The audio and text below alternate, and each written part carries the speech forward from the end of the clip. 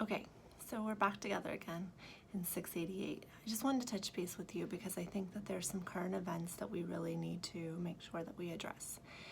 So, that being said, I'm sure everyone was very aware of the teacher strike here in West Virginia and its implications for teachers and students and families.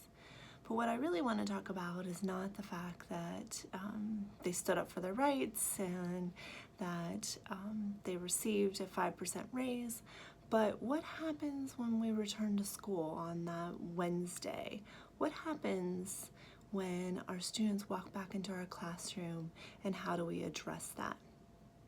So I want you to take a few minutes and I want you to think about, what would you do when your students walked in the door? What would be that activity that you would have for them that they would be able to engage in and think about what has happened over the 9 days or the 13 actual days that they were out of school?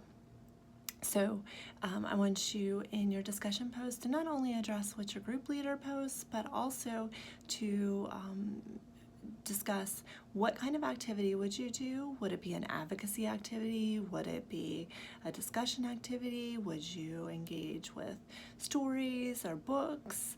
What would that look like? What would that first activity, when you sit with your students, that first time after being gone, what would happen?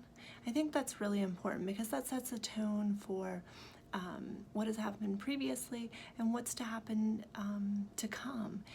Students have a lot of questions and have been watching the news with their families or the social media depending on their age. And so how would you address this? And I think this is a really important piece of classroom management because we still have a great deal of time left in our classroom. March, April, and May. Some of us even have into June in the classroom space. So I want you to take a few minutes and I want you to jot it out. I don't want something like, oh, we would just have a morning meeting for my early elementary classrooms. I really want you to think about, what does that look like? What would you do? I'm really looking forward to hearing what ideas you have. I have some ideas of my own. I also was able to experience some things with my children. So I'm looking forward to us sharing those ideas. So again, post that in addition to your group leaders post, and I will remind all group leaders to include that. So thank you. Hope you have a great day and a fantastic spring break.